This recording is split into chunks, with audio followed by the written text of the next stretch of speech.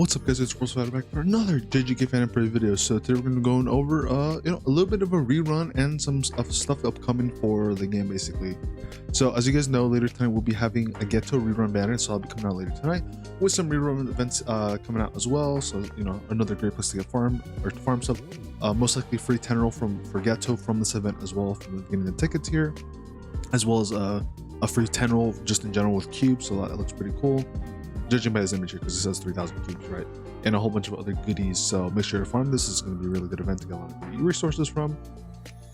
And then these are all the existing recollections that we will have later tonight.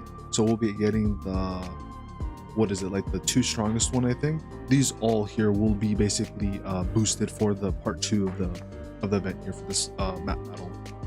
Now, if we go to the tier list here, there's I already made a video last time, so I'll probably have it somewhere linking back to that video of should you summon for Geto that I did do in the past, like a couple months ago. However, now we're going to be going over his buffed kit basically, and then going a little bit over like should you guys summon, and then also because if you guys didn't know, on JP there was they're having their like 1.5 anniversary right now, so we'll be into that in a second. Also, real quick, I would really appreciate it if you guys could drop a like, comment, subscribe. It would really help me out trying to get 1,000 subscribers. So would really appreciate it if you guys could help me out. That only takes 2 clicks and it's free. But anyways, going back to what we're talking about. So if we go to the tier list, right? So we're talking about Blue Geto, right? So Blue Geto, he's actually a pretty good DPS character now with his buffs. He's in S tier, but the bigger thing is that he's a support character, so he's in double S tier for this. Now, I was hearing around that some people were kind of like recommending like not to pull from him because Gakuganji here has a very similar ability to this Geto here, where basically if we go to his skill 3 here for this Gakuganji dude, so this Gakuganji dude basically he applies increases all enemies taijutsu and jutsu damage received by 37%, and basically this Blue Geto here, he does something very similar where he can get like a chance to get more than that, but it's like it usually rounds out up at the same amount basically that you play, and about the same amount of turns too. But in my opinion, I think this Geto is still worth pulling for, just because he's a limited character. He'll only he's actually like a true limited character, just like this Yuta here. Just like this Yuta, they're both like actual limited characters because they're tied to this collab. So when this collab's gone, you won't have a chance to pull them anymore. So that's why I think these characters are actually worth pulling for. Specifically this Yuta, right, and this Geto, because I think they're actually really worthwhile to be pulling because they're really good characters. Specifically the Yuta, right? And then I think even though this Gakuganji dude does do the same thing as Geto, I think Geto is just good to get because he's a blue character, right? So different teams, and usually you want to build eventually different mono teams, right? And then it's like sometimes you might not be able to run Gakuganji, or maybe there's a case where Gakuganji just gets obliterated because he's green, right? Or maybe there might be even in the future where you might only need to run blue characters, right? You can't use Gakuganji. So I don't know, just different things like that basically. Now I wouldn't go too crazy for Blue Geto, but I would maybe roll a little bit. Now, given the fact that we're still in the anniversary and there's still a couple days left before Domain Expansion Gojo does leave, I would recommend to pull for Domain Expansion Gojo because he is a very good character to pull for sure. Probably one of the most broken characters in the game as a support. However, of course, there's also Yuta, who's also really good, but he is also limited, so that's another thing you have to worry about. So I'd say the bare minimum, probably Gojo, then Yuta. Like in my opinion, I think what you should go for is Gojo, Yuta, maybe Itadori if you really want to, and then Blue Geto if you want to as well. But mind you, we're also going to get Sukuna, so he's a really huge pickup because he's a massive, like crazy DPS dealer basically. So you also want to make sure you get him, right? So I'd say the bare minimum what you would maybe want to go for, it would probably be just this Gojo, Yuta, and then probably Sukuna. I'd say it was about where you want to go. Because like I said, this Geto is pretty good. I think like if you have extra summons, I don't think it'd be a bad idea to roll a couple times for Geto. But if you're like really don't have that many summons, you really have to like pick and choose, I'd say it'd be like Gojo, Yuta, because Yuta's limited and he's a pretty good red DPS character, and then Sukuna, and then everybody else afterwards. Now the reason I didn't bring up Itadori is because all the hidden inventory characters are going to be added to the standard banner when we have the next anniversary, I think, basically, or when basically because right now on JP for their like 1.5 anniversary, they added Team Gojo, they added Team Geto, and they added Toji, as well as Green Maki and some other really good characters that have come out to the standard banner now. So those are like really good characters. And since Yellow Gojo is going to be available as like technically a free to, or like a, you know, you have a higher chance of pulling him now because you'll be out on every banner and he'll be in the regular standard banner pulls. You'll be able to pull him from that basically. So that's why you say you kind of maybe don't really need to worry about this Gojo or this Itadori here, because you know, you have a chance of pulling Gojo there. You could just run the, you know, Yellow Gojo here and make like a different team, right? Now I was saying earlier, right, like a couple of videos before, like, oh, but Gojo's really good, right? So you could run him and Itadori. Well, it might be true, right? Like I said, it just depends on like where your situation is. If you have a lot of cubes to spend, go for it. If you don't, then you know, you kind of have to pick and choose which ones you want to go for. Like, you know, Gojo is really worthwhile. Itadori, you can technically skip out on him if you want to because you can pick up Gojo later on, but you will have to wait like about another 6 months, right, before we get our actual like full first anniversary. Because right now we're like in our actual half anniversary, right? So just some stuff to keep in mind with that. And then let's see, do they have the new Gojo and the new, yeah, looks like the new Gojo isn't rated yet on here from the looks of it. But basically from what I've been hearing, he's a pretty good DPS. He's probably going to be like an SS tier, maybe triple S tier. But it looks like the support character is going to be the what is it, the Shoko. It looks like the Shoko, the green one, is going to be way more valuable just because it makes sense, right? Support characters usually last longer in gacha games and are usually more worth pulling for, right? Rather than DPS characters. Anyways, enough of that ramble, right? So let's go over what this Geto now gets with his buffs, right? Like what does he have? Like what makes him like really, really good now? So his skill 1 here with his buff. So he used to have just a flat basic 180 physical damage to 1 unit, and then the higher his own curse energy is, the higher crit rate he'll get basically. Now the buff version is he increases his own crit rate by 5% for 1 time, and the higher the curse energy is, the greater the crit rate. So if you have 60 curse energy, he now gets a 65% crit rate to, or 65% chance to crit on his first skill here. He still deals the same amount of damage, a 180 here. And then this also has damage increase, so you can get an extra 60% if you also have 60 curse energy. So, you know, basically skill 1 does more damage and has a bigger chance to crit now. And you also get a flat 50% Jujutsu stat for 3 turns. Only if you have 60 curse energy or above those. So kind of a downside, but still really, really good. It's still really strong. Skill 2 here.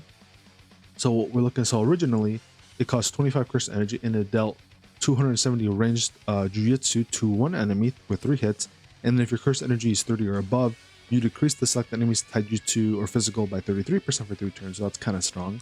And then if you had 40 or more, then you would increase their Jujutsu received by the same amount for 3 turns. Now the buff version of that, you're dealing 330, so like an extra 60 damage basically to the skill now. And then you're decreasing the enemy's taijutsu stat by 28% flat for 3 turns. And then the more curse energy you have, if it's 60, then you can decrease it by 35. And then minimum of 31 increase at 25. So if you have 25 curse energy, then they'll be hit with a 31 increased taijutsu debuff basically for 3 turns. So kind of a nicer way to get about it, but it's also still kind of the same. Yeah, it looks like it's about the same, give or take, with the curse energy and all that. And then the same thing for Jujutsu. However, Jujutsu is 25. And then this is minimum. When you have 25 curse energy, it's 35. So it looks like that got like, so it looks like the debuff got like a slight increase for more so for Jujutsu. But overall, this is just like a way better skill, right? Because you get more damage out of it. And then the cap is bigger at the very least because it does go up to a max of 35 and then 50 for Jujutsu. So I'd say overall, we're still really good though. You basically just have a bigger cap now, but you do have to wait till you get 60 curse energy. So overall, this is you know, if you do use it as 60 curse energy, you'll basically be inflicting like a 50% and a 50% jutsu damage received and 35 taijutsu or melee stat received. So that's still pretty good regardless. Is all you're gonna really get from that. Now skill 3 here, it did cost 30 curse energy. So originally it was an AoE range jutsu damage skill. And then the higher the curse energy, the bigger the damage boost. Now, you're increasing your own damage by 10% for 1 time. The more curse energy, the greater the effect, up to 100%. So you have 60 curse energy. Now you're dealing an extra 100% damage. And then you're dealing 200 jutsu damage that's ranged to all enemies. So bigger buffs, bigger damage, really good. And then increases all enemies' damage received by 10% for 3 turns. and then it can go up to a 30% if you have 60 curse energy. So yeah, skill 3 is a lot better now. You're basically increasing your own damage, you're dealing more damage, and then you're also increasing all the enemies' damage received by 10%. So yeah, skill 3 is like way better, way better. You basically get an extra 100% damage, or no, you get like an extra 80 for the base damage, but then you also get a bunch of different buffs and debuffs for the enemies. So really good stuff here. The ultimate did also get changed as well. So originally at level 10, you would deal 329 range Jujutsu damage to all enemies, and then the higher curse energy was, the greater the damage boost was, and then your curse energy gets reduced to 0 once you do use the ultimate. However, now with the buff version, you're now let's see, so you increase your own damage by 20%, so that's good, and then the more curse energy, the bigger the damage boost, so you can get up to 200 extra damage increase for one time when you do the ultimate. And then you're now dealing 760 range Jujutsu, and you're increasing your own Jujutsu by 30%. So already a bigger damage buff. You're buffing yourself twice for overall damage and Jujutsu damage. And then you still have the, or let's say, reduce own curse energy by 60 when ultimate is performed. And then still reduces if curse energy bar is unfulfilled. So basically, if you have 60 curse energy, it'll take that all away. If you have anything before that, you'll at least have some left over. And then if you don't have 60, you have less than that, it'll basically remove all of it, which kind of sucks. So still has a bit of that downside in there. Let's see, and then he didn't get any new skills basically, so he still does the same thing. I mean, yeah, honestly, not a bad character. Ultimate is AoE, skill 3 is AoE as well, and then he has some other stuff here that basically buffs and debuffs here. So yeah, honestly, like not too bad. I'd say, in my opinion, if you want to roll for Geto, which I will be doing, I'd say just do maybe like a couple 10 rolls, maybe like at a bare minimum, if you really wanted to, you could probably do like 1 10 roll, because we do get 1 for free. You could do 1 and then get 10 tickets out of it. That wouldn't be a bad idea. You could totally do that. I might do like a total like 4 or 3, because you know, one of them is free. So I don't know, we'll see. I'll probably do something like that and see if I get lucky and get him, because you know, he's not a bad character. He would be kind of nice to have. And yeah, you know, that's pretty much about it, I guess. You know, like I said, overall, if you have like a lot of summons and you already have a lot of the big hitters, like if you already have the Gojo, if you already have this Itadori, if you have Yuta, and I think that's pretty much it that's important, right? Yeah, it's just them. Then yeah, sure, do a couple for Geto.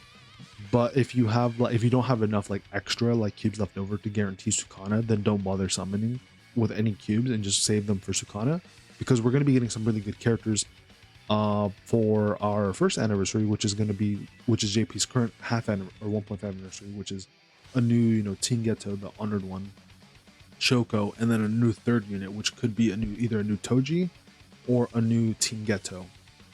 So just keep that in mind, guys, that basically once Sukana comes out next week and you pull for him, probably don't use any more cubes unless you get some unless you exchange it for tickets. Otherwise, don't bother pulling anymore, and then just wait till we get our actual first anniversary, where we get the under one Gojo, the Shoko, and then whoever the third character is going to be, whether it's a new Toji or whether it's a new Geto or maybe somebody else entirely that we don't know yet, right? So that's my recommendation basically on how I would go about it, what I would recommend to you guys to do it. I mean, not gonna lie though, I am a little bit tempted by Maybe when she does come out. So there's some characters that do come out that are pretty good, but I'd say overall, you could probably skip them and be fine, to be honest. Or if you really wanted to pull, just do enough to where you can at least exchange a couple tickets out of it, so it's not so you at least get something out of it, even if you didn't maybe get them or whatever.